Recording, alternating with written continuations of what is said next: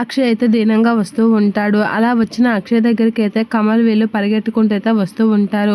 అన్నయ్య అన్నయ్య అని చెప్పేసి అయితే పరిగెట్టుకుంటూ వస్తారు. ఎక్కడైనా దొరికిందా, ప్రణతి కనిపించిందా అని చెప్పేసి అయితే కమల్ వీళ్ళు అడిగేసరికి కనిపించలేదు అని అక్షయ్ అయితే అంటూ ఉంటాడు. ఇక చాలా బాధపడుతూ అలా చూస్తూ ఉండిపోతూ ఉంటారు. ఇక పార్వతి అయితే అలా బయటకు చూసేసరికి అదే టైంలో అవని అక్కడికి వస్తూ ఉంటుంది. ఇదెందుకు మళ్ళీ వచ్చింది, ఇప్పుడే మాకు కష్టాలు చాలా వంటిది ఇంకా అని చెప్పేసి అయితే అలా కోపంగా చూస్తూ చిరాగ్గా చూస్తూ ఉంటుంది అవనికాసి పార్వతి.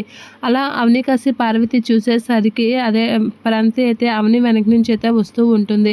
అలా సైడ్కి రాగానే ప్రణతిని చూసి ఒకసారిగా పార్వతి వాళ్ళందరూ అయితే షాక్ అవుతూ ఉంటారు. ఇక ప్రణతిని చూసిన వెంటనే పార్వతి షాక్ అయ్యి రాజేంద్ర ప్రసాద్ అంటే ఏమండి అదండి అమ్మాయి వచ్చింది అని చెప్పేసి అయితే చూపిస్తూ షాక్ అవుతూ ఉంటుంది పార్వతి. అలా షాక్ అయ్యి అలా చూస్తూ ఉండిపోతూ ఉంటుంది. ఇక ప్రణతిని వెనక నుంచి అబ్బాయి పెళ్ళికొడుకు వెనక నుంచి రావడం చూసి ఒక్కసారిగా ఇంకా షాక్ అవుతూ ఉంటుంది పార్వతి. ఏంటి నిజంగా వేరే అబ్బాయిని ప్రేమించి పెళ్లి చేసుకుందా, అది కూడా ఈడ్నా అని చెప్పేసి అయితే చూస్తూ ఉండిపోతూ ఉంటుంది పార్వతి. అలా చూస్తూ ఉండిపోయి షాక్ అవుతూ ఉంటుంది. అలా అవని అయితే వాళ్ళిద్దరిని తీసుకురావడం చూసి ఇంకా షాక్ అవుతూ ఉంటుంది.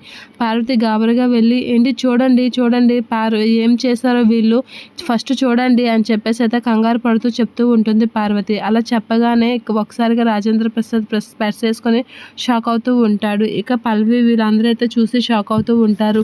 బామ్మ వీళ్ళందరూ షాక్ అయ్యి అలా చూస్తూ ఉండిపోతూ ఉంటారు. అవని అయితే ప్రణతిని భరత్ని తీసుకొని వస్తూ ఉంటుంది. అది చూసి అక్షయ్ కూడా షాక్ అవుతూ ఉంటాడు. అవని ఎంత పని చేసింది అనేది అనుకుంటూ ఉంటాడు అక్షయ్. ఇక అవని ఏం చేయలేక అలా చూస్తూ ఉంటుంది.